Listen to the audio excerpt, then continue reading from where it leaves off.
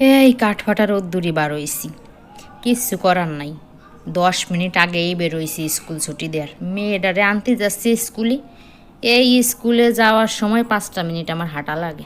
এই রাস্তায় কোনো রিক্সা সহজে আসে না, কিন্তু আসার সময় রিক্সা নিয়ে একবারে চলে আসব। আর সাথে কিন্তু স্যাররা আছে। স্যাররা কইছে কি বাসায় থাক, কিন্তু সে একা থাকবে না, আর আমারও অত সাহস হয় না একারে রাখিয়ে যাওয়ার। ওই মোবাইল দিয়ে রাখিয়ে গেলে যাওয়া যায়, কিন্তু ও থাকতে চায় না, আর আমারও একটু ভয় ভয় লাগে। ছোটো মানুষ তো, কোন সময় কোনটা ঘটায়।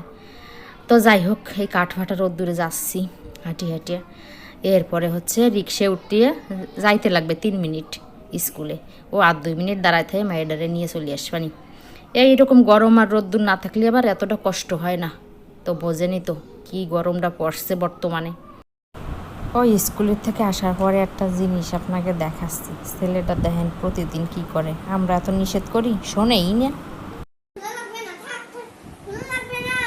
কি হচ্ছে দেখো,